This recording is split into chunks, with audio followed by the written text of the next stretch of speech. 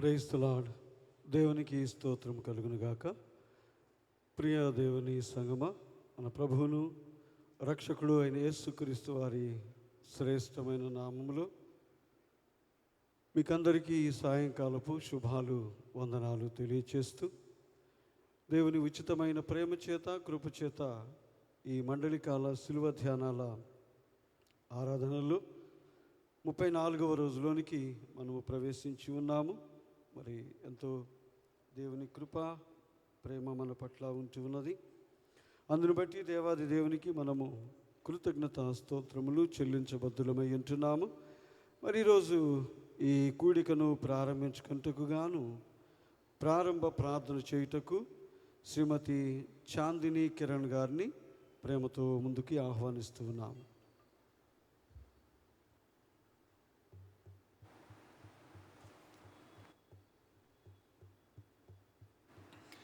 నేను ఎలుగెత్తి దేవునికి మొరపెట్టుచున్నాను. ఆయన నాకు చెవియొగ్గి వరకు నేను ఎలుగెత్తి ప్రార్థించదను. ప్రార్థన చేసుకుందామండి. పరిశుద్ధ మహోన్నతుడ యేసయ్య తండ్రి, నీ పాదములకు వెళ్ళేని స్తుతులు స్తోత్రములు చెల్లించుకుంటున్నాం ప్రభా. ఈ యొక్క లెంట్ దినముల్లో తండ్రి ప్రభా 34వ దినంలో ప్రభా మమ్మల్ని ప్రవేశింపచేసినందుకు నీ కొందనాలు ప్రభా. గడిచిన కాలమంతా మమ్మల్ని కాచి కాపాడి ప్రభా మాకు మరొక దినమును ప్రభా మా జీవితాల్లో నువ్వు దయచేసినందుకు నీ కొందనాలు స్తుతులు స్తోత్రములు చెల్లించుకుంటున్నాం ప్రభా. ప్రతిరోజు మేము తండ్రి నీ యొక్క వాక్యమును వింటున్నాము తండ్రి.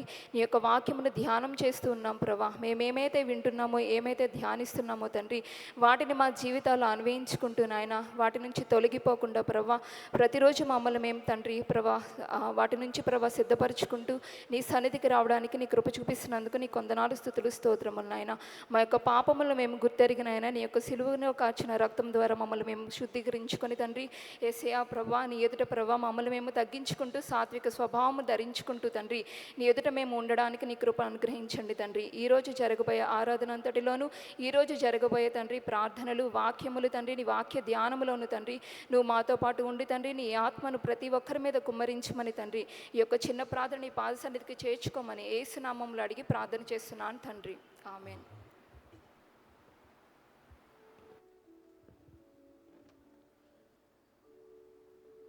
మన దగ్గర ఉన్నటువంటి శిలువ ధ్యానాల కీర్తన పుస్తకంలో నుండి 16వ కీర్తన, ఎంత గొప్ప బొబ్బ పుట్టేను దానితో రక్షణమంతయు.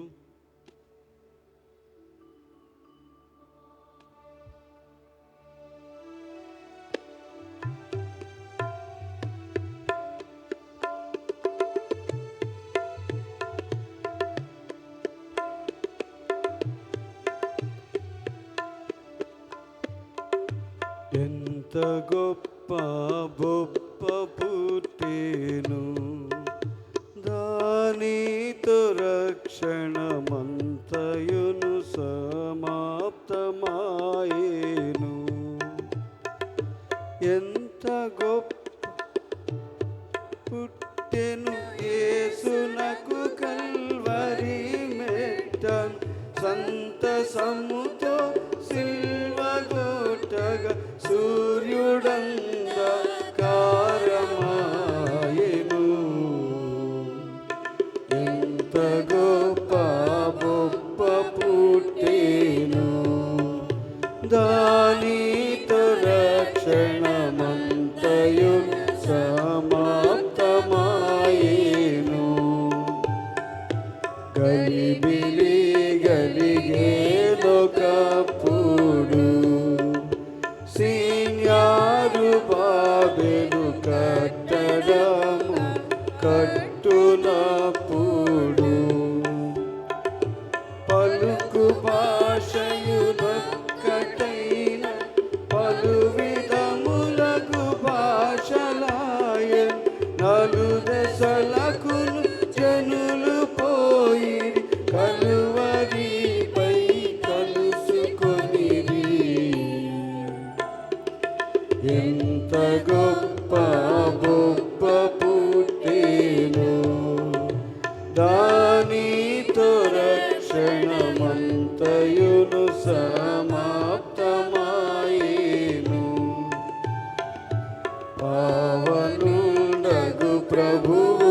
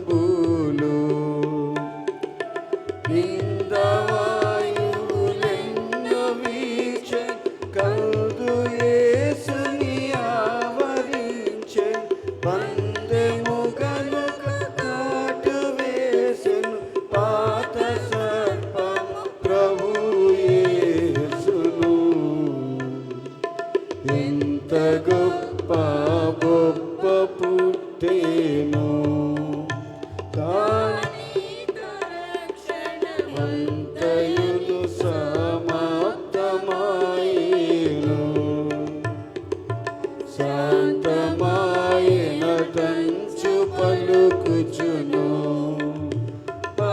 రక్షకుడు తన స్వంత విలువగు ప్రాణమును వీడెన్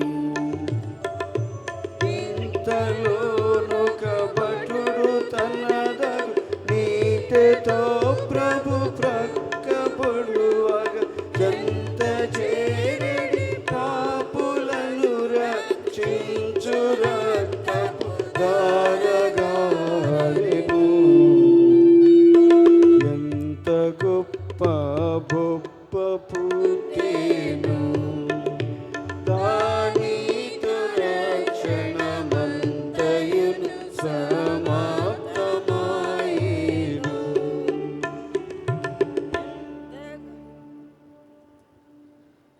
తండ్రి యొక్కయు కుమారుని యొక్కయు పరిశుద్ధాత్మ యొక్కయు నామమున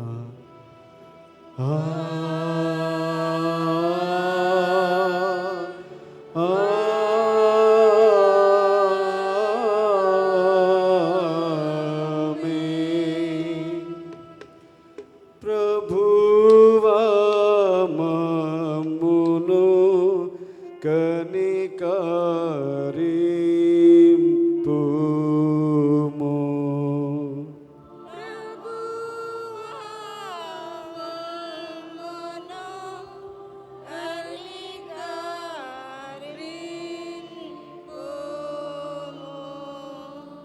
క్రీస్తు మమ్మును కనికరింపుము.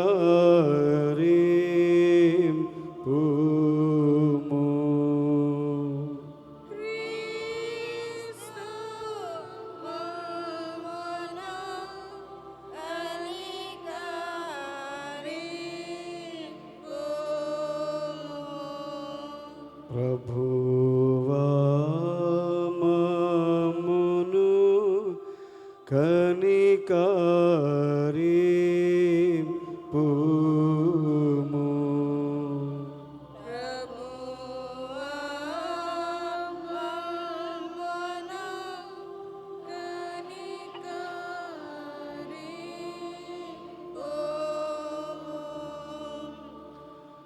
పరలోకమందున్న మా తండ్రి, మీ నామం పరిశుద్ధపరచబడుగాక, మీ రాజ్యం వచ్చునుగాక, మీ చిత్తం పరలోకమందు నెరవేరుచున్నట్లు భూమి అందు నెరవేరునుగాక. మా అనుదిన ఆహారం నేడు మాకు దయచేయము. మా ఎడల అపరాధము చేసిన వారిని మేము క్షమించిన ప్రకారం మా అపరాధములు క్షమించము. శోధనలోనికి తేకాదుష్టు నుండి తప్పించము. రాజ్యము శక్తి మహిమయు నిరంతరము మీవే ఉన్నవి. ఆమేన్. భూమి ఆకాశములను సృజించిన సర్వశక్తి గల తండ్రి అయిన దేవుని నేను నమ్ముచున్నాను. ఆయన ఏక కుమారుడును మన ప్రభువైన యేసుక్రీస్తును నమ్ముచున్నాను. ఆయన పరిశుద్ధాత్మ వలన గర్భమును ధరింపబడి కన్యాయన మరియకు పుట్టి పొంతి పిలాతు అధికారము క్రింద శ్రమపడి సిలువ వేయబడి చనిపోయి సమాధి చేయబడనని అదృశ్యలోకములోనికి దిగనని చనిపోయిన వారిలో నుండి మూడవ దినమున లేచి పరలోకమునకెక్కి సర్వశక్తి గల తండ్రి అయిన దేవుని కుడి చేతి వైపున కూర్చుని ఉన్నాడని సజీవులకును మృతులకును తీర్పు చేయుటకు అక్కడ నుండి వచ్చునని నమ్ముచున్నాను. పరిశుద్ధాత్మను నమ్ముచున్నాను. పరిశుద్ధ క్రైస్తవ సంఘముకు పరిశుద్ధుల సహవాసమును పాపక్షమాపణయు శరీర పునరుత్థానమును నిత్య జీవమున్నవని నమ్ముచున్నాను. ఆమేన్. ఈ దినము కొరకు ఏర్పాటు చేయబడిన ఉత్తర ప్రత్యుత్తర సంకీర్తన 64వ సంకీర్తన ఉత్తర ప్రత్యుత్తర రీతిగా వై కోమలి వచ్చి మనల్ని ఉత్తర ప్రత్యుత్తర భాగంలో నడిపిస్తారు.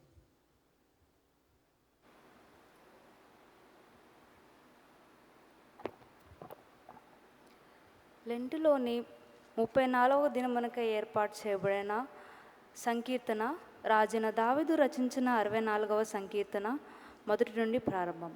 64వ సంకీర్తన మొదటి నుండి. దేవా, నేను మొరపెట్టగా నా మనవి ఆలకింపుము. శత్రు భయము నుండి నా ప్రాణమును కాపాడుము. దుష్టక్రియలు చేయవారి అల్లరి నుండి నన్ను దాచు.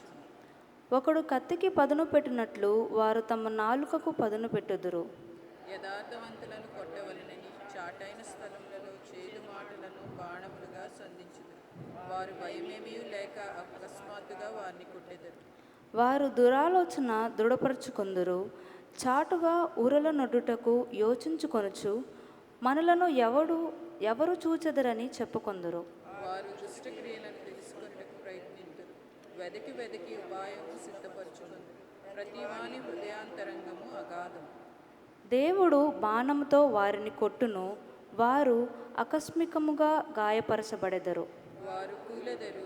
వారు కూలుటకు వారి నాలుకే కారణం. వారిని చూచి వారందరూ తల ఊచురు. మనుషులందరూ భయము కలిగి దేవుని కార్యములు తెలియజేయుదురు.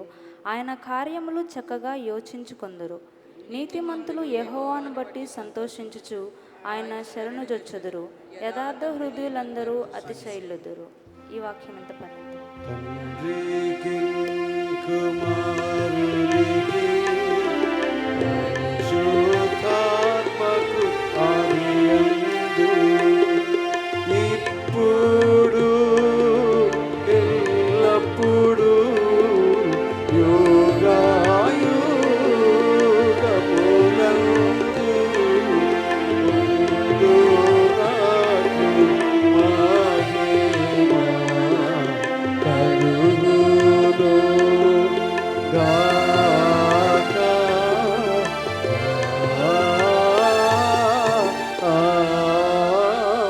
ఆమేన్. అలాగనే ఇది నమ్మ కొరకు ఏర్పాటు చేయబడిన లేఖన భాగము పరిశుద్ధుడైన యోహాను గారు రాసిన సువార్త 11వ అధ్యాయము 47 నుండి 53 వచనముల వరకు గల భాగమును శ్రీ ఆర్ ఎఫ్రాయిం గారు వచ్చి చదువుతారు.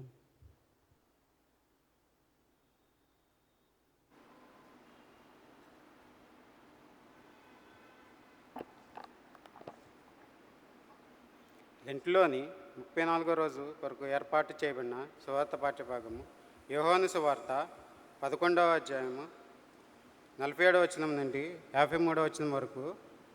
యోహాను సువార్త 11వ అధ్యాయము 47వ వచనం నుంచి 53వ వచనం వరకు ఈ విధంగా వ్రాయబడి ఉన్నది. కాబట్టి ప్రధాన యాజకులను పరిచయులను మహాసభను సమకూర్చి మనమేమి చేయుచున్నాము? ఈ మనుషుడు అనేకమైన సూచక్రియలు చేయుచున్నాడే. మనం ఆయను ఇలాగ చూచుచు ఊరుకుండనే ఏడల అందరూ ఆయనందు విశ్వాసం ఉంచెదరు.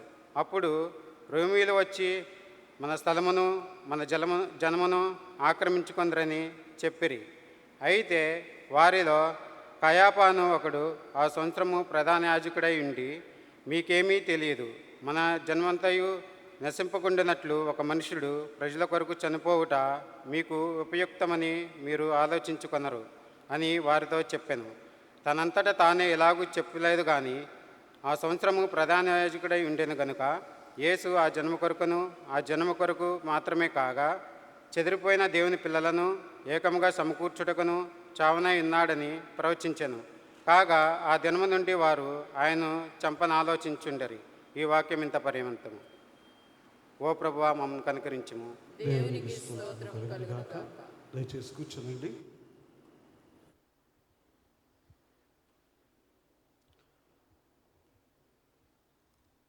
ఈరోజు మన ధ్యానము కొరకు ఏర్పాటు చేయబడిన అంశము విశ్వాసము. ఈ విశ్వాసం అనే అంశం మీద ఈరోజు మనలో ధ్యానం నడిపించడానికి మరి మన చైర్పర్సన్ గారు, పిసిసి చైర్పర్సన్ గారు శ్రీమతి విజయ నెల్సనమ్మ గారు సిద్ధంగా ఉన్నారు. వారు మనల్ని ధ్యానంలోనికి నడిపించుటకు ముందుగా మనమందరము కలిసి మన దగ్గర ఉన్నటువంటి సిలువ ధ్యానాల కీర్తనల పుస్తకంలో నుండి 49వ సంగీతం, నేనీ వాడనై ఉండగోరేదని యేసు ప్రియ రక్షక అనే సంగీతం పాడుచు వాక్య ధ్యానంలోనికి ప్రవేశించుదాం.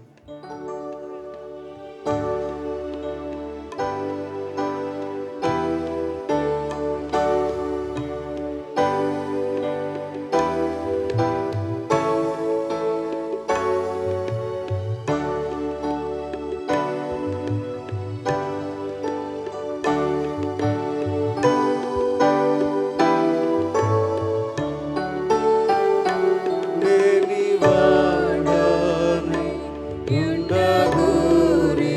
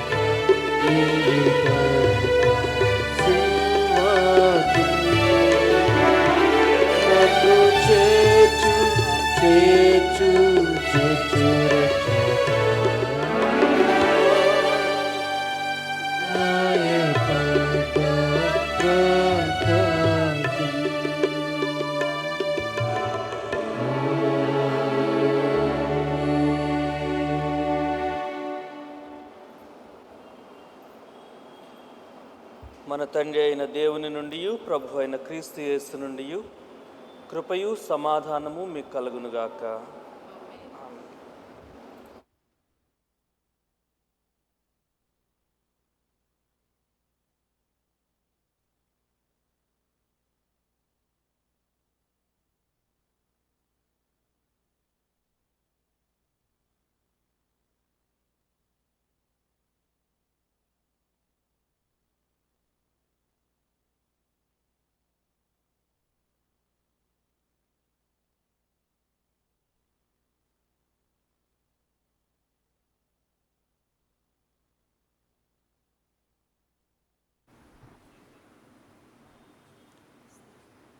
చిన్న ప్రార్థన చేసుకుందామండి.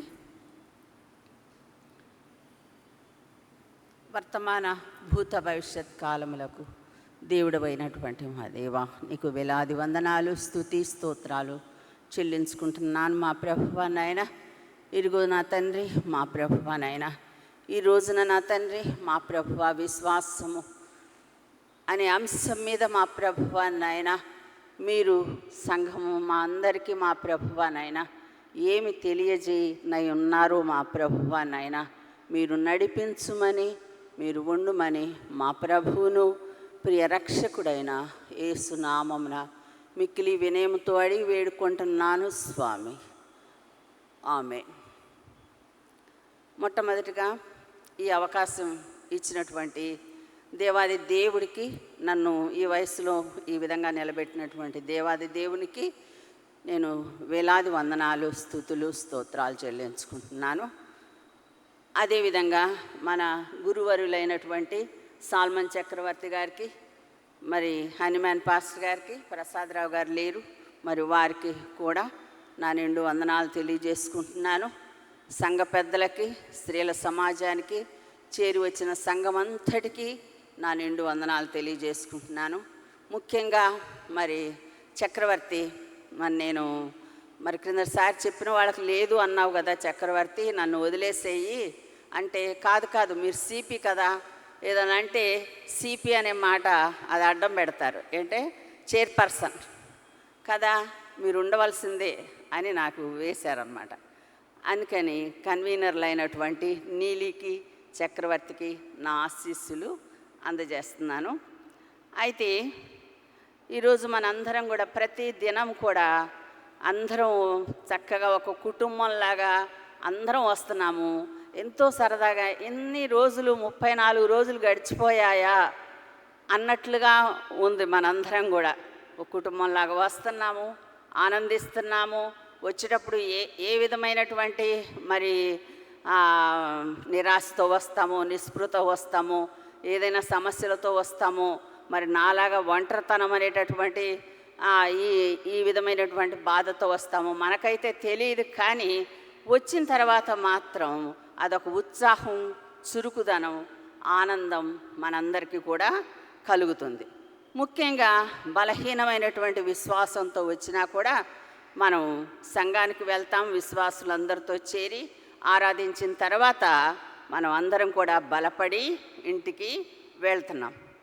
మరి ఈరోజు మనకిచ్చినటువంటి ఈ వాక్య భాగం యోహాను సువార్తలో ఈ విశ్వాసము అనేటటువంటి పదము 98 సార్లు వ్రాయబడిందనమాట. ఈ యొక్క 7 వచనాల యొక్క సారాంశం ఏమిటి అంటే, ఇచ్చినటువంటి 7 వచనాల యొక్క సారాంశం ఏంటి అంటే, యేసు అద్భుతాలు చేస్తున్నాడు. సమాధి వద్ద చేసిన అద్భుతం ఏంటి? చాలా గొప్ప అద్భుతం. సమాధిలో ఉన్నటువంటి లాజరును బయటికి రా అని బిగ్గరగా పిలవగా ఒక్కసారిగా బయటికి వచ్చాడు. అది కొట్టిపారేయలేనంతటి నిజం అన్నమాట. బలమైనటువంటి సాక్ష్యాధారాలు, రుజువులు ఉన్నాయి, కానీ నమ్మటం లేదు. క్రీస్తులో నమ్మకం ఉంచితే ఆయన నాయకుడిగా చేసుకుని రోమా సామ్రాజ్యాన్ని ఎక్కడ తిరుగుబాటు చేస్తారో అనే భయంతో వీళ్ళు విశ్వసించట్లేదు. చూశారు, ఓకే అంటున్నారు, కానీ వాళ్ళు విశ్వసించడం లేదన్నమాట. రక్షకుని కంటే పాపము యందు వాళ్ళు ఎక్కువ లక్ష్యం ఉంచారు. విశ్వాసం కంటే పాపమందు ఎక్కువగా లక్ష్యం ఉంచారన్నమాట. బైబిల్ గ్రంథంలో ఉన్న 4 సువార్తల్లో చూస్తే 3 ఒక్కసారి వ్రాయబడ్డాయి. తర్వాత అందులోనేమో ఆ 3 సువార్తల్లో యేసు సూచక క్రియలు, బోధలు అందులో మనకి కనిపిస్తాయి. అప్పటి సార్వత్రిక సంఘాల్లో 3 సువార్తలు బోధనా ఉపకరణాలుగా మారిపోయాయి. అపోస్తల కార్యాలు మనం చూస్తేనేమో ఏ పని చేయాలి, ఎలా చేయాలి అనేది దానిలో మనకి అర్థమవుతుంది. క్రమేణా డొమిషియన్ అనేటటువంటి ఒక ఎంపరర్ వస్తాడు అక్కడికి. అతను ఎంతో క్రూరుడు అనమాట, అనుమానాస్పదమైనటువంటి ఒక రౌడీ. క్రైస్తవులందరినీ కూడా క్రూరంగా హింసించేవాడు. హింసించి సంతోషించడం, ఉల్లాసంగా గడపటం అంటే ఆయనకి ఎంతో ఇష్టమంట. తనని నన్ను ప్రభువు, దేవుడు అని నన్ను సంబోధించండి అని పట్టుబట్టేవాడంట. ఒక్కొక్క అపోస్తల్ని నాశనం చేస్తూ వచ్చాడు. చివరగా యోహాను మిగిలితే యోహాన్ని పద్మాసు దీవిలోకి పంపించాడు. అక్కడ పద్మాసు దీవిలో ఆయనకి దేవుడు ప్రకటన గ్రంథాన్ని బయలుపరుస్తాడు. ఆయన ప్రకటన గ్రంథాన్ని అక్కడ వ్రాస్తాడనమాట. తర్వాత యోహాను ఈయన చనిపోయిన తర్వాత, డొమిషియన్ చనిపోయిన తర్వాత ఏమవుతుందంటే, ఎఫెసీ సంఘంలో యోహాను భక్తుడు కొద్దిగా ప్రశాంతంగా జీవించాడు అని చరిత్ర చెప్తూ ఉందన్నమాట. క్రైస్తవ్యం మొదలై 60-70 సంవత్సరాలు అవుతూ ఉంది. అప్పటి వరకు కూడా దేవుని సంఘాన్ని అటాక్ చేస్తూనే ఉన్నారు, ఎదగనివ్వలేదు. ఫిజికల్ ప్రాసిక్యూషన్ అంటే శారీరక వేధింపులకి గురి చేశారన్నమాట వాళ్ళు. 70 తర్వాత ఎక్కువ సమస్య రాలేదు, కానీ అక్కడ కూడా ఒక సత్యాన్ని తారుమారు చేశారు. ఏమిటి అంటే, ఇప్పుడు మనం తండ్రి అయిన దేవుడు, కుమారుడైన దేవుడు, పరిశుద్ధాత్ముడైనటువంటి దేవుడు ఒక్కడే అని అంటాం కదా మనం, కానీ ఒక్కడే కాదు. క్రీస్తు దేవుడు కాడు అసలు. క్రీస్తు కూడా మామూలుగా దేవుడు సృష్టించినటువంటి ఒక్క మానవుడే. ఈయన క్రీస్తు శాశ్వతమైన వాడు కాడు అని వాళ్ళ వాదన అన్నమాట. యోహాను ఏమన్నంటే, యోహాను 4:6 సుకారు గ్రామంలో బావి దగ్గరకు వెళ్ళి దాహం తీర్చుకుంటాడు కదా. మరి అదేంటి అది మానవ లక్షణమే కదా, దాహము ఆకలి మరి దేవుడికైతే అవ్వకుండా ఉండాలి కదా. మరి ఈ విధంగా వాళ్ళ వాదన అన్నమాట.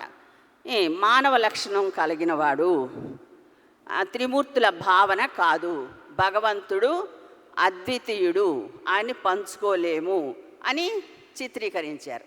ఈ విధమైనటువంటి గందరగోళ పరిస్థితిని చూసి పరిశుద్ధ ప్రేరణతో యోహాన్ ఏం చేశాడంటే సువార్త రాయడం మొదలుపెట్టాడు. అందులో యేసుక్రీస్తు పుట్టుక కానీ వంశావళి కానీ అదేమీ రాయడం లేదు. ముఖ్యమైనది ఏంటంటే 20వ అధ్యాయం 31వ వచనం అన్నమాట.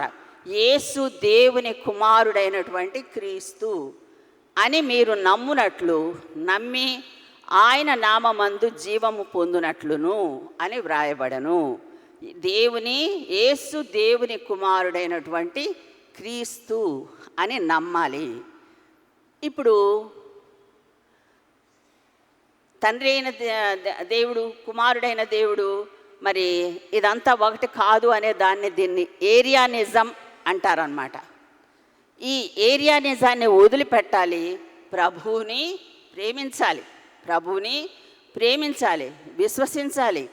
యేసు తప్పకుండా విశ్వసించాలి, ఏరియానిజాన్ని విడిచిపెట్టాలి అని చెప్పేసి యేసుక్రీస్తు చేసినటువంటి 7 సూచక క్రియలను చక్కగా వివరిస్తాడనమాట అక్కడ యోహాను. అదేంటి అంటే, ఒకటి నీళ్లను ద్రాక్షారసంగా మార్చడం అందరికీ తెలుసు.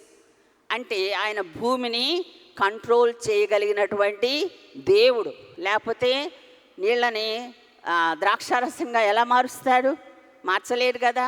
మరి రెండవది రోమన్ అధికారి కుమారుణ్ణి బాగు చేయటం, రోమన్ అధికారి యొక్క కుమారుణ్ణి బాగు చేయడం. అతను అక్కడెక్కడో ఉన్నాడు, అక్కడెక్కడో ఉంటే దూరంలో ఉన్న అతన్ని ఒక మాటతో స్వస్థత చేకూర్చాడు.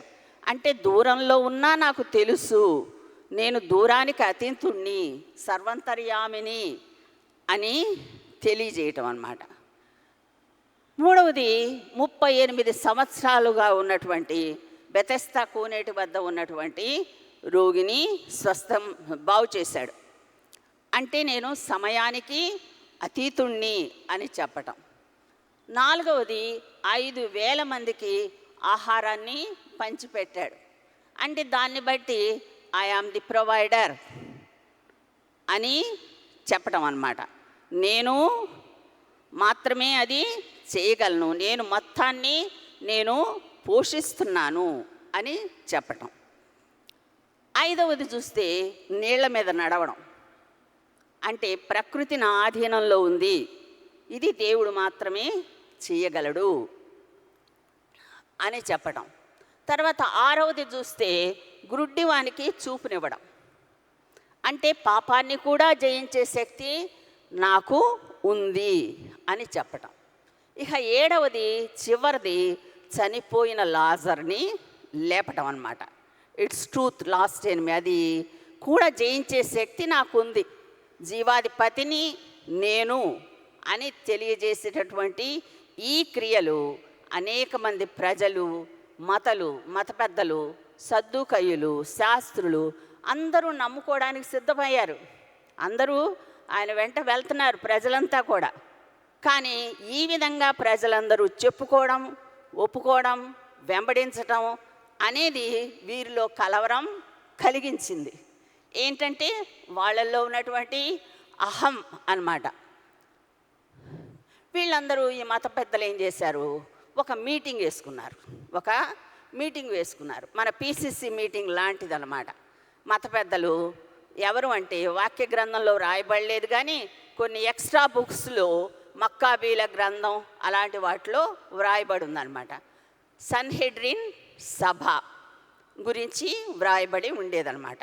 రోమా పాలన సమయంలో లీడర్స్ అందరూ కూడా ఇశ్రాయేలీలను, మేము రాజ్యాన్ని సిద్ధపరచాలి, మెస్సయ్య ఒకరోజు వస్తాడు, ఆయన కొరకు మేమంతా కూడా పరచాలి అని చెప్పేసేసి ఆలోచన చేసేసేసి ఒక ప్యారలల్ గవర్నమెంట్, అంటే తాత్కాలికమైనటువంటి ప్రభుత్వాన్ని ఏర్పాటు చేయడానికి వాళ్ళు ప్రయత్నిస్తారన్నమాట. మరి దాని ప్రకారంగా స్ట్రక్చర్ ఏంటి అంటే, సన్హెడ్రిన్లో ఎవరైతే ఉన్నారో వాళ్ళు మన పార్లమెంట్ లాగానే లోక్సభ రాజ్యసభ లాగా 2 కలిపినటువంటి సభ ఉంటుంది. దేవునికి సంబంధించిన ప్రతి మాట, ప్రతి డైరెక్షన్, ప్రతి పాలసీ, ప్రతి నిర్ణయం ఇవన్నీ కూడా ఇక్కడ డిస్కస్ చేయాలి, చేసి తీర్మానం చేయాలి, దాన్ని ఫైనలైజ్ చేయాలి. అది ఎవరు అంటే సన్హెడ్రిన్ సభ మాత్రమే. అది మన పార్లమెంటు లాంటిదన్నమాట. దానికి ప్రధాన యాజకుడు ప్రెసిడెంట్ ఎవరు అంటే వారి దృష్టిలో రాబోయే మెస్సయ్య.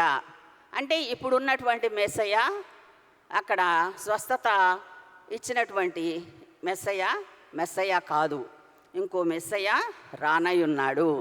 మానవ సంబంధమైన తలంపులతో ఒక గవర్నమెంట్ ఫామ్ చేసుకుంటారు. అప్పుడు యూదా వారికి రోమీలకి పడేది కాదు, వాళ్ళకి సఖ్యత ఉండేది కాదు.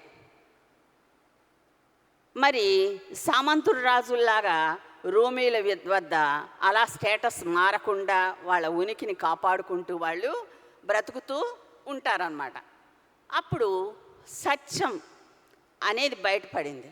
అంటే ఈయన మెస్సయ్య అని ప్రజలందరూ అంటున్నారు. ప్రెసిడెంట్ పార్లమెంట్ వచ్చి మీటింగ్ చేయడం మనం ఎప్పుడైనా గమనించామా? ప్రెసిడెంట్ వచ్చి పార్లమెంట్లో మీటింగ్ చేయరు కదా. యుఎస్లో కూడా సంవత్సరానికి ఒక్కసారి వచ్చి కాంగ్రెస్ను ఉద్దేశించి మాట్లాడి వెళ్ళిపోవడం జరుగుతూ ఉంటుంది. అంతేకాని మీటింగ్ అంతట్లో వాళ్ళు వచ్చి ఉండటం అనేది జరగదు.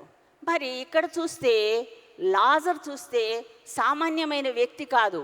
ఏదో గ్రామంలో ఒక పల్లెటూరులో మాలుమూర ఒక అతను ఎవరో చనిపోయాడంట, మళ్ళీ తిరిగి లేచాడంట అని చెప్పుకుంటే అది పెద్ద విశేషంగా భావించరు. కానీ ఇక్కడ ఉన్నటువంటి వ్యక్తి చాలా పలుకుబడి ఉన్నటువంటి వ్యక్తి. వాళ్ళ అక్క మేరీ దగ్గర ఉన్నటువంటి ఒక పర్ఫ్యూమ్ బాటిల్ సంవత్సర ఆదాయం అంట. అంటే సపోజ్ 5 లక్షలు అనుకుందాం. 5 లక్షలు అయితే మరి వాళ్ళ యొక్క ఫర్నిచర్ ఏంటి, వాళ్ళ ఆస్తిపాస్తులు ఏంటి, వాళ్ళ ఇంట్లో ఉన్న వెండి బంగారాలు ఏంటి, ఇవన్నీ కూడా మరి ఎంత ఉంటాయో మీరు ఆలోచించండి. పర్ఫ్యూమ్ బాటిలే అంత ఉంటాయి. కాబట్టి వీళ్ళు థ్యాంక్స్ గివింగ్ ప్రేయర్ ఒకసారి పెట్టుకుంటే యెరూషలేము నుండి సగం మంది తరలి వెళ్ళి హాజరయ్యారంట.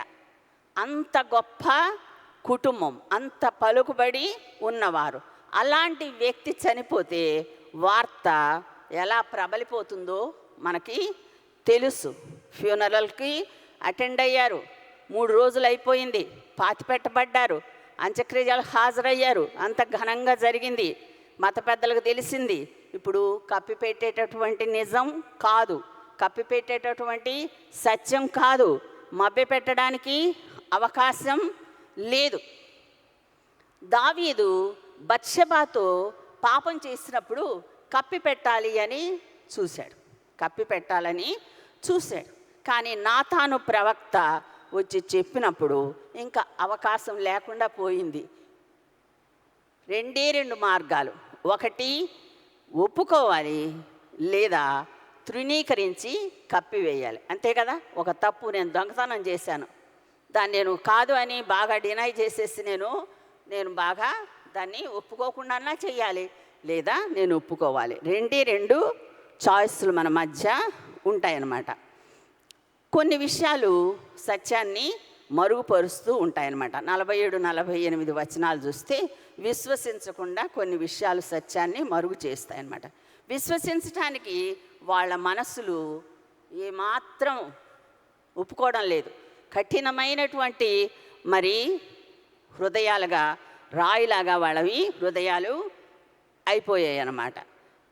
దీనికి కారణం ఏంటంటే భయం. సూచక క్రియలు మానవులు, ఈయన చేసినటువంటి సూచక క్రియలు మానవులు ఎవరూ చేయలేరు. కానీ వెనక మనం వెళితే ఆయనకు సైన్యమేది, ఆయనకేముంది?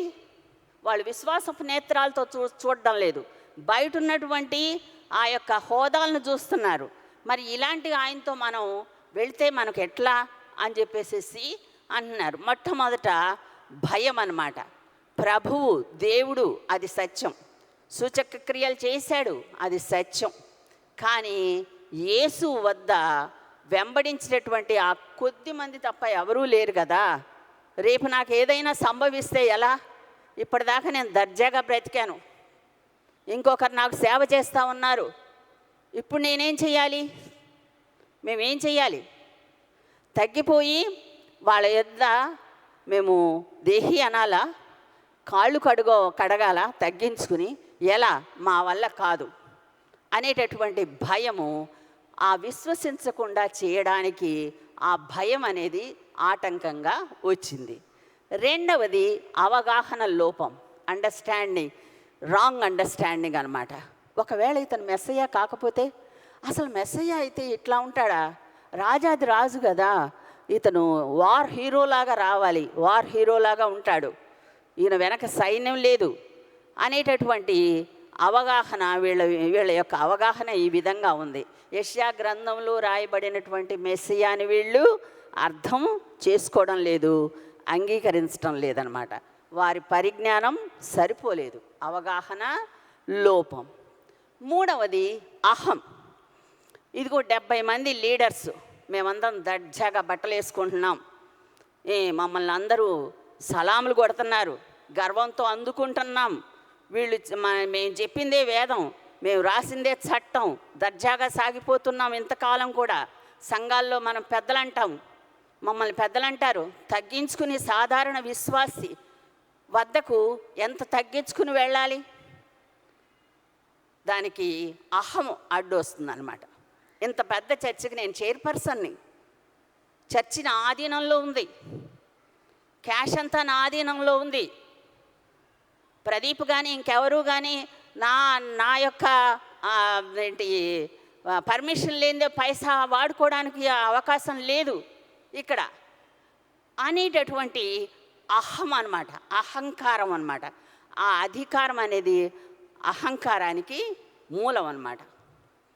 కానీ అక్కడ నిజం బయటపడింది. విశ్వసించడానికి అడ్డం వచ్చేది, విశ్వాసానికి అడ్డం వచ్చేది అహంకారం అన్నమాట.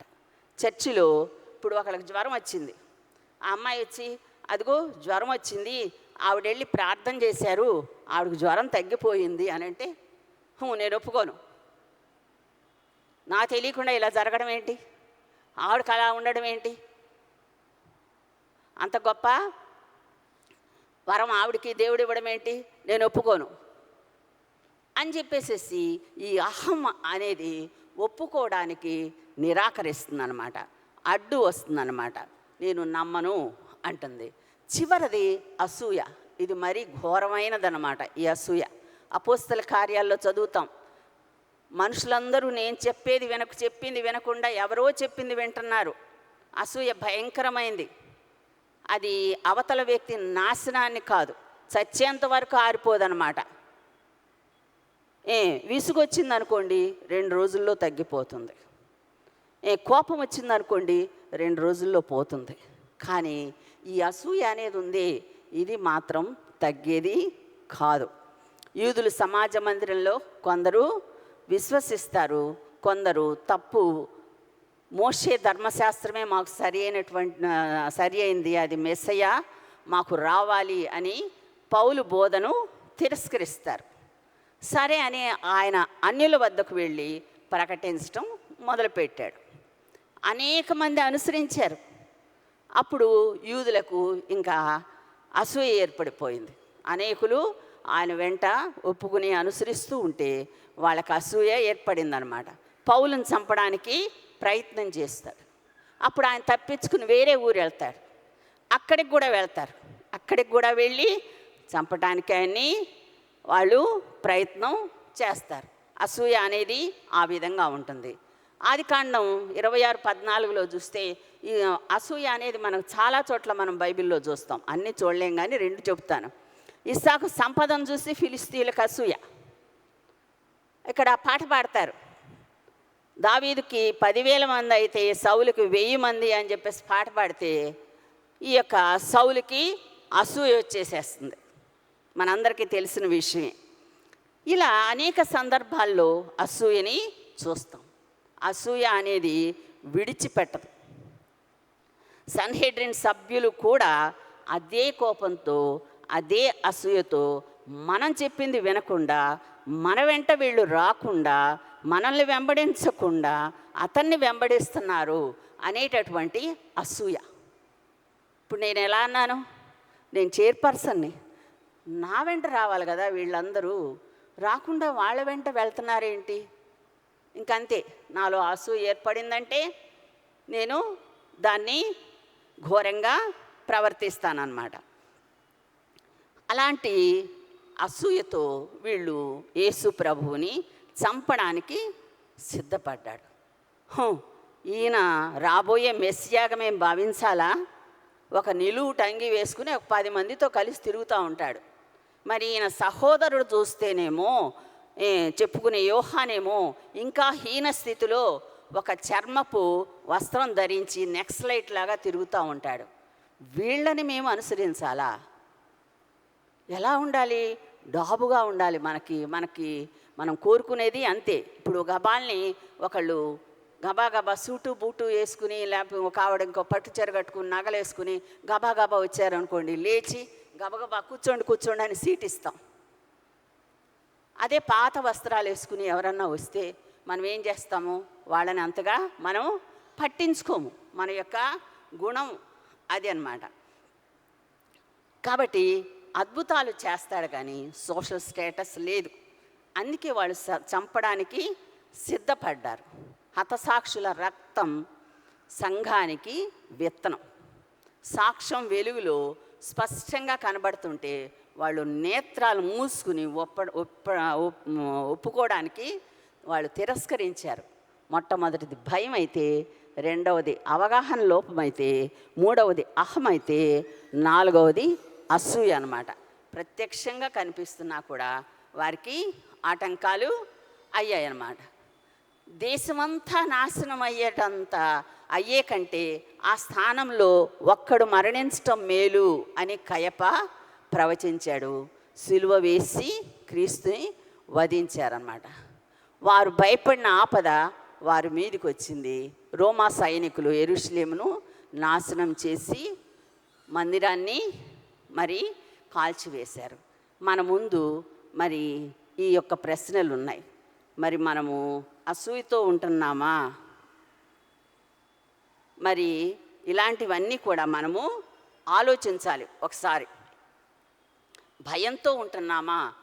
మరి అవగాహన లోపంతో ఉంటున్నామా? అహంతో ఉంటున్నామా? అసూయతో ఉంటున్నామా? మనం విశ్వసించటానికి ఏది మనకు ఆటంకంగా ఉంది అనేది ఈరోజు మనం ఆలోచించాలి. మరి 40 దినాల్లో 34 దినాలు గడిచిపోయాయండి. ఎలా గడిచిపోయాయో తెలీదు. 34 దినాలు గడిచిపోయాయి.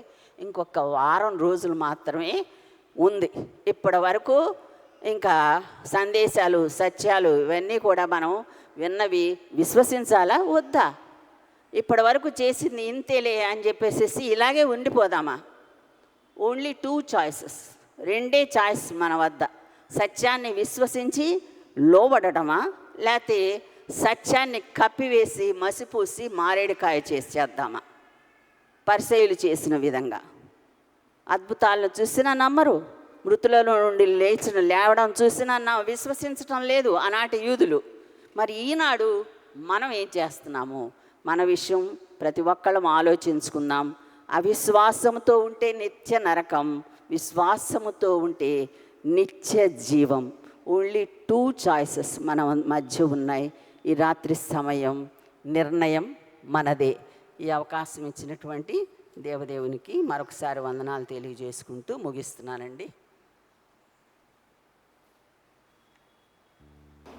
సమస్త జ్ఞానమునకు మించిన తండ్రి అయిన దేవుని సమాధానము, ప్రభు అయిన క్రీస్తు యేసు కృప వలన మీ హృదయములకు, మీ తలంపులకు కావలి ఉండునుగాక.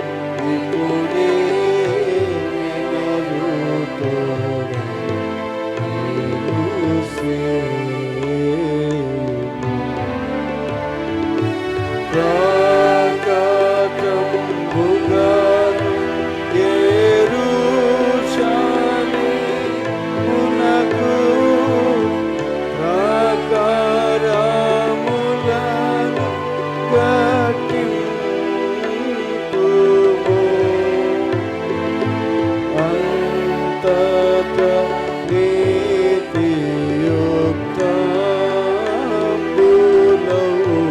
బలులు యాగములు సమర్పణము.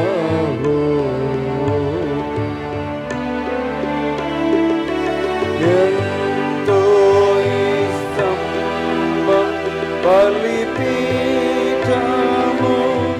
మీద ఎన్నో కోడెల జనులర్పింతురు.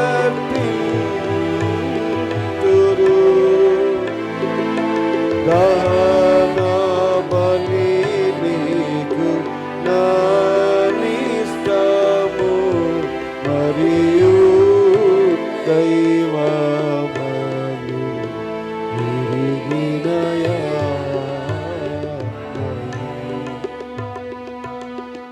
దయచేసి కూర్చోనండి.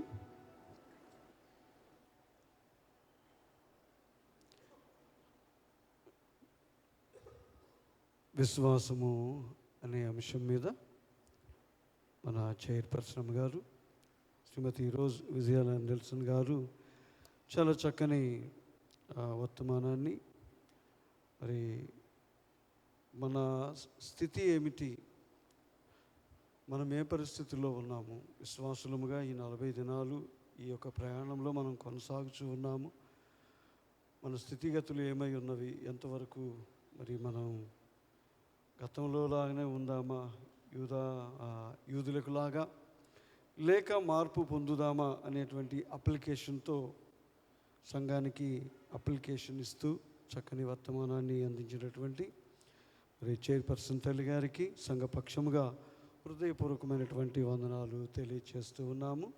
అదే రీతిగా ఈరోజు ప్రారంభ ప్రార్థనలో నడిపించినటువంటి శ్రీమతి చాందిని కిరణ్ గారికి, అలాగే ఉత్తర ప్రత్యుత్తర సంకీర్తన చదివిన ప్రియ బిడ్డ వై కోమలికి, లేఖన భాగాన్ని చదివినటువంటి ఆర్ ఎఫ్రాయిం గారికి కూడా సంఘపక్షముగా హృదయపూర్వకమైనటువంటి వందనాలు తెలియచేస్తూ ఉన్నాము. మరి అలాగే రేపటి దిన 35వ రోజు సోమవారం ప్రారంభ ప్రార్థన చేయుటకు గాను బి విజయమ్మ గారిని ఏర్పాటు చేసి ఉన్నారు. ఉత్తర ప్రత్యుత్తర భాగాన్ని చదివించుటకు జాన్ గారిని ఏర్పాటు చేయబడి ఉంటున్నారు. అలాగే వాక్య భాగాన్ని చదువుటకు గాను శ్రీమతి జంగం శాలిని గారిని ఏర్పరచి ఉన్నారు. వాక్యాన్ని ధ్యానించుటకు, వాక్యాన్ని మనతో పంచుకొనుటకు శ్రీ మేజర్ కర్రా డేవిడ్ పాల్ గారిని ఏర్పాటు చేసి ఉంటున్నారు. వీరందరూ కూడా మరి ఆ దినానికి అందరూ పరిపూర్ణమైన ఆరోగ్యం కలిగి, ఎలాంటి ఆటంకాలు ఇబ్బందులు లేకుండా మరి ఆరాధనలో పాలు పంపులు పొందుటకు, వారి కొరకు ఆత్మపూర్ణులై ఆరాధనలో పాలు పంపులు పొందుటకు వారి కొరకు ప్రార్థించుదాము. అలాగే వారు కూడా ప్రార్థనా పూర్వకంగా సిద్ధపడి రావాలని ప్రేమతో మనవి చేస్తూ ఉన్నాము. ఈరోజు మరి మన కొరకు స్నాక్స్ ఏర్పరచబడి ఉన్నవి. స్నాక్స్ అందిస్తున్నటువంటి వారు మొదటిగా మన చైర్పర్సన్ గారు శ్రీమతి రోజ్ విజయ నర్సన్ గారు ఈరోజు మనకి స్నాక్స్ అందిస్తూ ఉన్నారు వారి తరపున. అలాగే నందిగం స్వరాజ్యం గారి కుటుంబం నుండి టీని స్పాన్సర్ చేస్తూ ఉన్నారు. కొయ్యగుర సుబ్బారావు గారి సతీమణి గారు 3,000 రూపాయలు ఈరోజు కానుకగా అందించి ఉన్నారు. అలాగే మరికొన్ని కానుకల వివరాలు ఉన్నాయి, అవన్నీ కూడా నేను మీకు తెలియచేస్తాను. ఈ వారంలో అందివ్వబడినటువంటి కానుకలు, ఈ వారంలో కానుకల వివరాలు చదువుతున్నాను. నల్లపాటి సత్యవతి గారు 1000 రూపాయలు కానుకలు ఇచ్చి ఉన్నారు, వారికి వందనాలు తెలియచేస్తున్నాము. మట్లకుంట జయలిఖిత గారు 5,000 రూపాయలు కానుకను ఇచ్చి ఉన్నారు, వారికి వందనాలు. గోవతోటి మెర్లిన్ విధా గారు 3,000 రూపాయలు కానుక అందించి ఉన్నారు, వారికి వందనాలు చెల్లిస్తూ ఉన్నాము. ఏ శ్రీనివాస్ గారు 500 రూపాయలు కానుకగా ఇచ్చి ఉన్నారు, వారికి వందనాలు చెల్లించుకుంటున్నాము. కె నాగమణి గారు 200 రూపాయలు విరాళంగా ఇచ్చి ఉన్నారు, వారికి వందనాలు తెలియచేస్తూ ఉన్నాము. ఇందు రాచమల్ల గారు 500 రూపాయలు కానుకగా ఇచ్చి ఉన్నారు, వారికి వందనాలు తెలియచేస్తూ ఉన్నాము. సిహెచ్ దుర్గ గారు 500 రూపాయలు కానుకగా ఇచ్చి ఉన్నారు, వారికి వందనాలు తెలియచేస్తూ ఉన్నాము. కె విశ్రాంతమ్మ గారు 3000 రూపాయలు కానుకగా ఇచ్చి ఉన్నారు, వారికి వందనాలు తెలియచేస్తూ ఉన్నాము. కె మిఖాయల్ గారు 1000 రూపాయలు కానుకగా ఇచ్చి ఉన్నారు, వారికి వందనాలు తెలియచేస్తూ ఉన్నాము. ఎం దీక్షిత గారు 1000 రూపాయలు కానుకగా ఇచ్చి ఉన్నారు, వారికి వందనాలు తెలియచేస్తూ ఉన్నాము. జి సంగీతరావు గారు 1000 రూపాయలు కానుక ఇచ్చి ఉన్నారు, వారికి వందనాలు తెలియచేస్తున్నాము. సిహెచ్ రాజశేఖర్ గారి కుటుంబము 5000 రూపాయలు కానుకగా ఇచ్చి ఉన్నారు, వారి కుటుంబానికి వందనాలు తెలియచేస్తూ ఉన్నాము. కె రమణ గారు 500 రూపాయలు ఇచ్చి ఉన్నారు, వారికి వందనాలు తెలియచేస్తూ ఉన్నాము. నందిగం స్వరాజ్యం గారి కుటుంబం నుండి 10,000 రూపాయలు కానుక ఇచ్చి ఉన్నారు, వారికి వందనాలు తెలియచేస్తూ ఉన్నాము. వై ప్రేమ కృష్ణమోహన్ గారు 1000 రూపాయలు ఇచ్చి ఉన్నారు, వారికి వందనాలు తెలియచేస్తూ ఉన్నాము. రాచప్రోలు ఎఫ్రాయిం గారు 1000 రూపాయలు కానుక ఇచ్చి ఉన్నారు, వారికి వందనాలు తెలియచేస్తూ ఉన్నాము. ఎస్ రాజబాబు గారు 2000 రూపాయలు కానుకగా ఇచ్చి ఉన్నారు, వీరికి వందనాలు తెలియచేస్తూ ఉన్నాము. మొత్తం 17 మంది ఈరోజు ఈ వారంలో కానుకలు ఇవ్వడం జరిగింది. వీరందరికీ కూడా మరొకసారి సంఘపక్షముగా హృదయపూర్వకమైనటువంటి వందనాలు తెలియచేస్తూ ఉన్నాము. ఈరోజు మరి సమయంలో టీ స్నాక్స్ ఏర్పాటు చేయబడి ఉన్నవి. ఆరాధన అయిన తర్వాత టీ స్నాక్స్ తీసుకొని అందరూ వెళ్ళాలని మనం చేస్తున్నాము.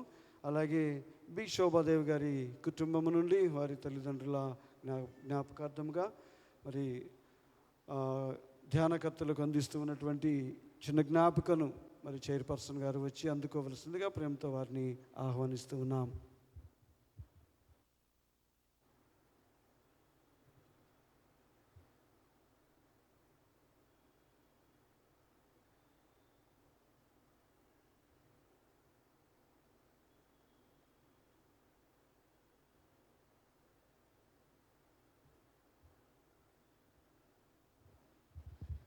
ఈరోజు 2 ప్రత్యేకమైనటువంటి గీతాలు ఉన్నవి. మొదటిగా పిసిసి మెంబర్స్ వచ్చి ఒక ప్రత్యేక గీతాన్ని ఆలపిస్తారు. తర్వాత శ్రీమతి బుడితి అన్నపూర్ణ గారి టీం వచ్చి ఒక గీతాన్ని ఆలపిస్తారు. మొదటిగా పిసిసి వారు వచ్చి వారి యొక్క గీతాన్ని ప్రజెంట్ చేయవలసిందిగా ప్రేమతో వారిని ఆహ్వానిస్తూ ఉన్నాం.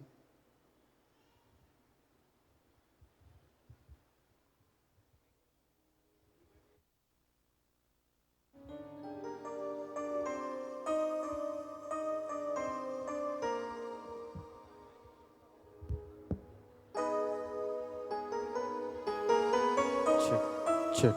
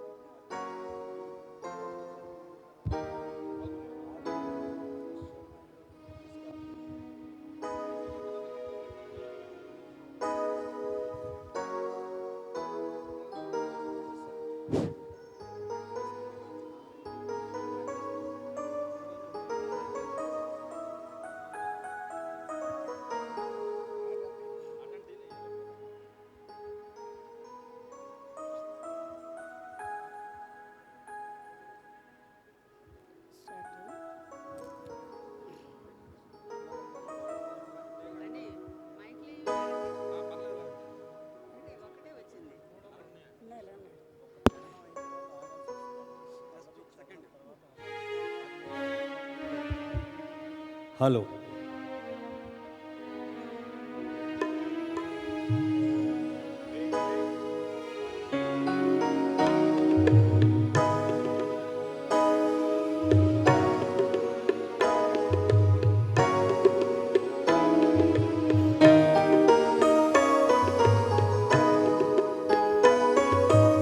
అదిగదిగో అల్లదిగో కల్వరి మెట్టకు దారదిగో ఆ ప్రభుని వేసిన సిలువదిగో అదిగదిగో లేఖనము నెరవేరుటకై ఈ లోకపు పాపము పోవుటకై లేఖనము నెరవేరుటకై ఈ లోకపు పాపము పోవుటకై పావనుడేసు రక్తమును గల పావనుడే రక్తమును గల ముప్పదిరు గల మూటదిగో ముప్పదిరు గల మూటదిగో అదిగదిగో అల్లదిగో కల్వరి మెట్టకు దారదిగో ఆ ప్రభువును వేసిన సిలువదిగో అదిగదిగో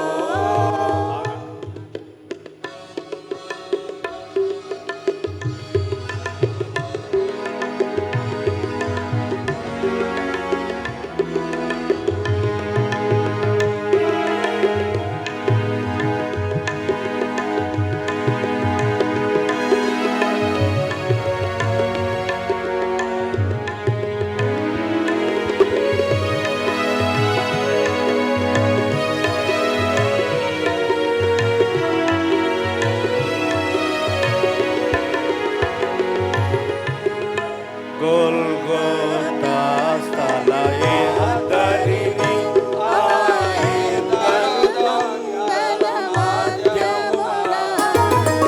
గోల్గోతా స్థలయే ఇద్దరు దొంగల మధ్యమున సాక్షాత్తు యెహోవా తనయుని సాక్షాత్తు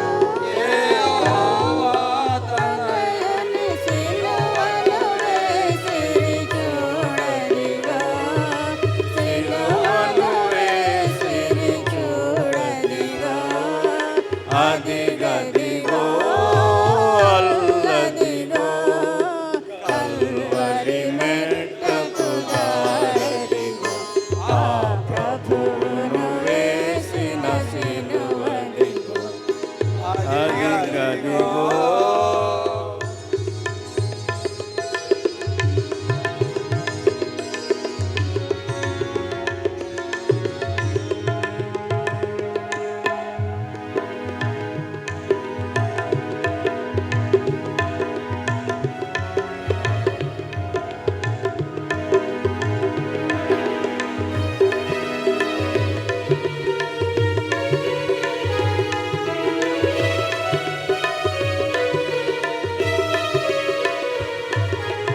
దాహము గొనుచున్నాననుచు తన ప్రాణము విడిచెను పావనుడు దాహము గొనుచున్నాననుచు తన ప్రాణము విడిచెను పావనుడు పరిశుద్ధుడు మన పరిశుద్ధుడు మనమదియేమో గమనించు మనమదియేమో గమనించు అదిగదిగో అల్లదిగో కల్వరి మెట్టకు దారదిగో ఆ ప్రభువును వేసిన సిలువదిగో అదిగదిగో థ్యాంక్ యూ.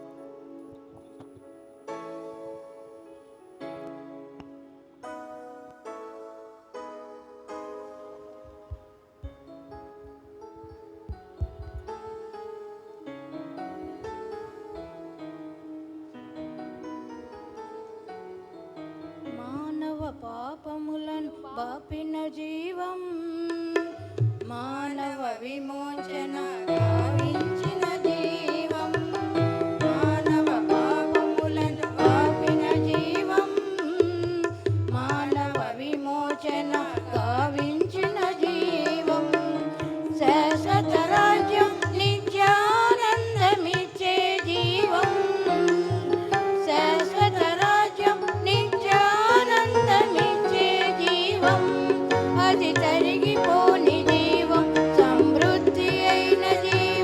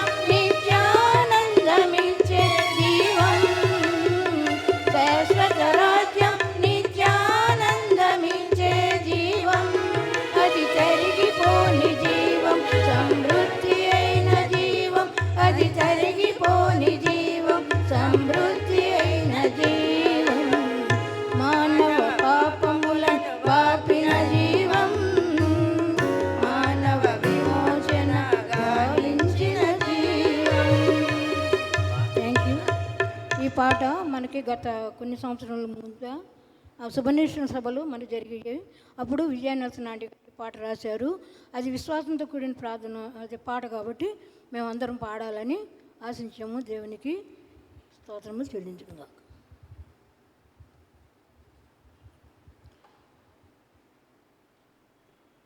అందరం లేచి నిలువబడి ముగింపు ఆరాధన కొనసాగించుకుందాం. మా పితరుల దేవుడవైన ఓ ప్రభువా, మీరు స్తోత్రార్హులు. తండ్రికి నీ కుమారునికి నీ పరిశుద్ధాత్మకును స్తోత్రములు చెల్లింతము. ఓ యెహోవా, ఆకాశ విశాలమందు మీరు స్తుతిపాత్రులను,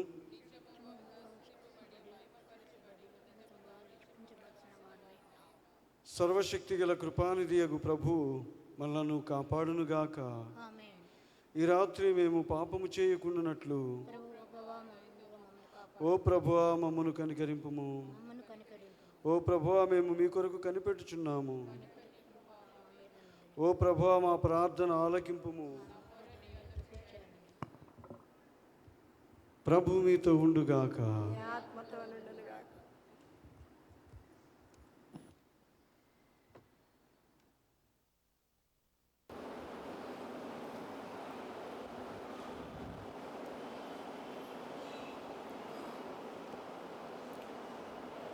పరిశుద్ధుడవు, కృపామయుడవు, దయగల మా ప్రియరక్షక, ప్రేమ స్వరూపి, మీ ఉన్నతమైన ఘనమైన నామమును స్తుతించి మిమ్మల్ని ఆరాధించుటకై, మీ పట్ల మా విశ్వాసమును స్థిరపరచుకుంటకై మీరు అనుగ్రహించు ఉన్న శుభతరుణములన్నింటి కొరకు మీకు వందనాలు, స్తోత్రములు చెల్లిస్తూ ఉన్నాము. దయగల మా ప్రియరక్షక, మీ దివ్యమైన తలంపుల చేత మా పాపములను, అతిక్రమములను, అక్రమములను మీరు క్షమించి మీ కృప చేత మమ్మను కాపాడి క్షమాపణ అనుగ్రహించి మిమ్మల్ని స్తుతించే ధన్యత అనుగ్రహిస్తున్నందుకై స్తోత్రం. దయగల తండ్రి, నేటి సహవాసంలో మీరు మాకు తోడే ఉన్నారు. నేటి దినచర్య అంతట్లో సఫలత అనుగ్రహించారు, మీకు స్తోత్రాలు. ప్రభా, ఈ సహవాసంలో మా తండ్రి వివిధ రీతులుగా మిమ్మల్ని కీర్తించుటకై, మీ పరిశుద్ధ పరిచర్యలో ఏకీభవించుటకై మీరు నిలువబెట్టుకున్న మీ ప్రియులందరి కొరకు వందనాలు, స్తోత్రాలు మీకు చెల్లించుకుంటున్నాం. మీ ప్రియులు జమీమా కిరణ్ గారిని, కోమలిని, ఎఫ్రాయిం గారిని మీ దగ్గర సన్నిధిలో జ్ఞాపకం చేస్తున్నాం. మా తండ్రి, వారికి మీరు అనుగ్రహించిన ఆధిక్యత ద్వారా మిమ్మల్ని స్తుతించు భాగ్యము సంఘమంతటికి ప్రభా ముందు ఉండి మిమ్మల్ని కీర్తించగలిగే భాగ్యం ఇచ్చారు. వందనాలు. ఈ పరిచర్య బహుగా ఫలింపచేయండి. వారికి కుటుంబంతటికు దీవెనకరమైన ఫలమును అనుగ్రహించండి. విశేషించి మా తండ్రి, ఈరోజు వాక్యమును మీరు మాకు ప్రసాదించి మమ్మల్నందరినీ విశ్వాసములో బలపరిచినందుకే మీకు వందనాలు, స్తోత్రాలు చెల్లిస్తూ ఉన్నాము. దయగల మా ప్రియ తండ్రి, మీ ప్రియ కుమార్తె మిసెస్ రోజ్ విజయ నెల్సన్ గారిని మీ కృపతో జ్ఞాపకం చేసుకొని వారికి మీరు చేయుచున్న ప్రతి మేలు కొరకు, అనుగ్రహిస్తున్న ఆరోగ్యం కొరకే స్తోత్రములు.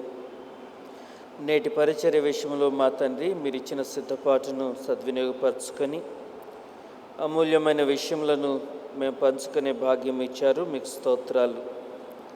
నేటి పరిచర్య ఫలమును, వాక్య ఫలమును మీ కుమార్తెకు అనుగ్రహించండి. వారి కుమార్తెలకు, కుటుంబాలకు, మనుమలకు, మనమరాండ్రకు సదా మీరు తోడే ఉండండి. ముని మనవలను మీ కృపలో భద్రపరచండి. వినిన మేమందరం మా తండ్రి విశ్వాసంలో మరింతగా స్థిరపడి మిమ్మల్ని కీర్తించు భాగ్యము, ఈ వాక్యం యొక్క విలువను మేమందరము ఆపాదించుకొని, గ్రహించుకొని మిమ్మల్ని కీర్తించు భాగ్యం అనుగ్రహించుమని వేడుకుంటూ ఉన్నాము.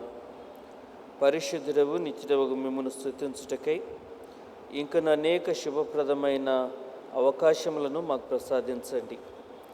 దయగల మా ప్రియ తండ్రి, ప్రత్యేక గీతముల ద్వారా మీరు నిలవబెట్టుకున్న ప్రియులు సంఘ పెద్దలందరి కొరకే మీకు స్తోత్రాలు. వారిని మీ ఆత్మతో నింపి సిద్ధపరిచి వినియోగించుకున్నారు, మీకు స్తోత్రం చెల్లిస్తున్నాము. స్త్రీల బృందాన్ని మీరు వినియోగించుకున్నారు, మీకు స్తోత్రాలు చెల్లిస్తున్నాము.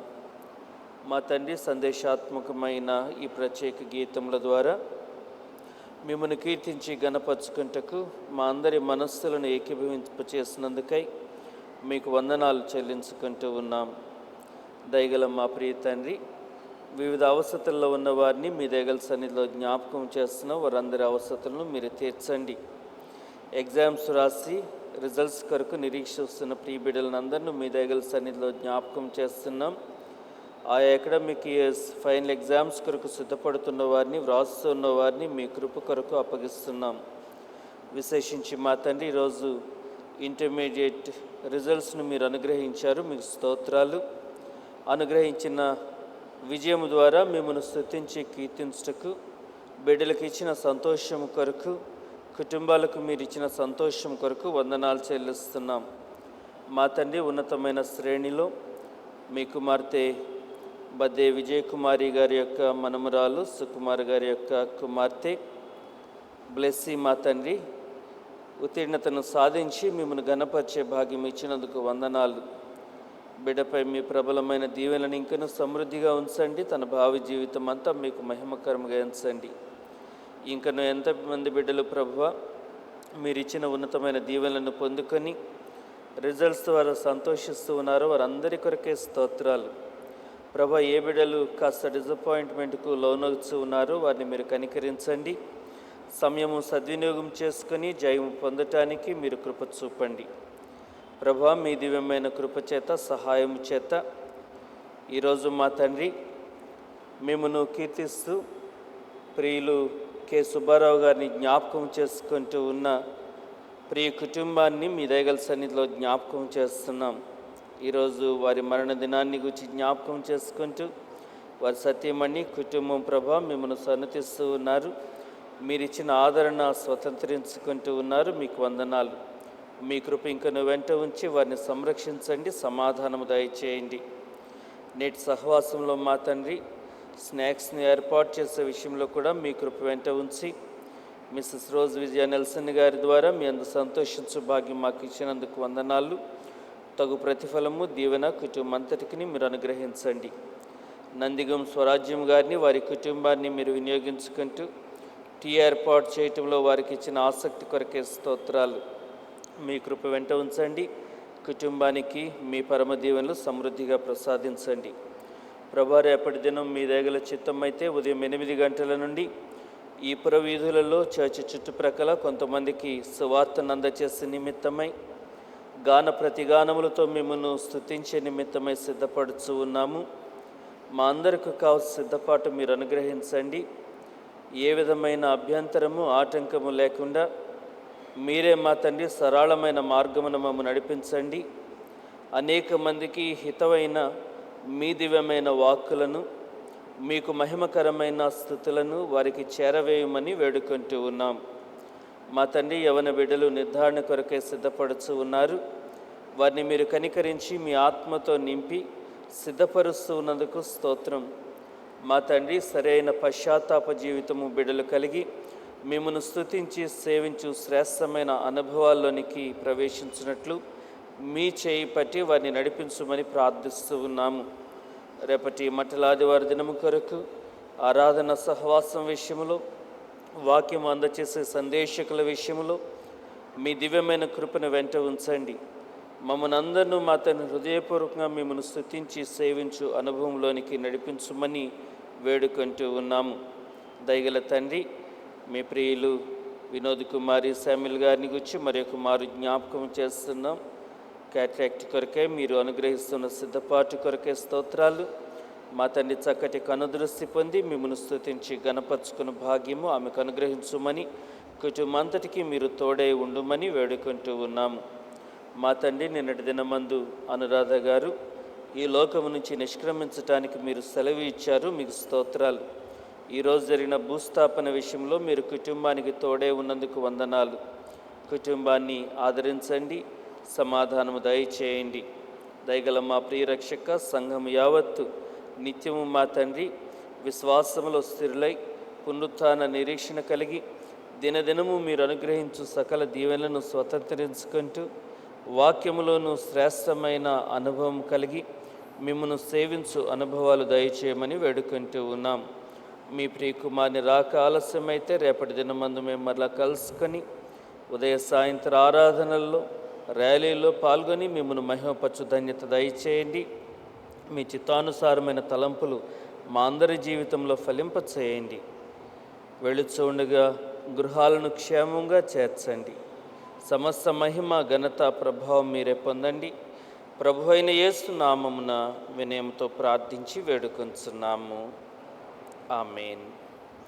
పరలోకపు తండ్రి, ఈ దినమున మీరు మమ్మల్ని ఇంత దయతో కాపాడినందుకై మీ ప్రియ కుమారుడైన యేసుక్రీస్తు ద్వారా మీకు వందనములు చెల్లించున్నాము.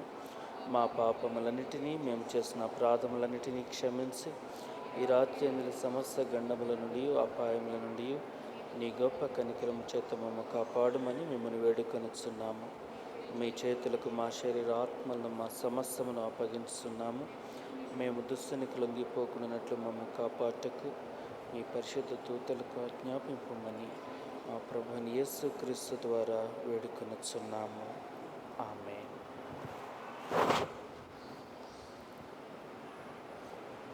మనం ప్రభువును సన్నతింతము.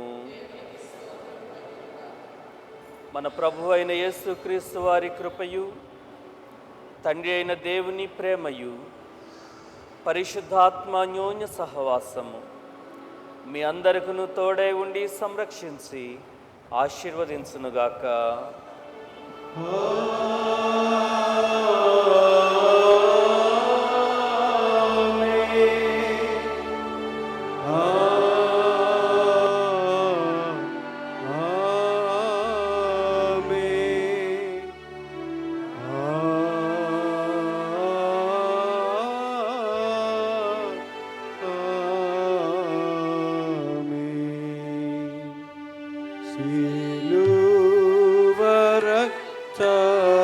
సిలువరక్తధారలు ప్రవహించుచున్నవి,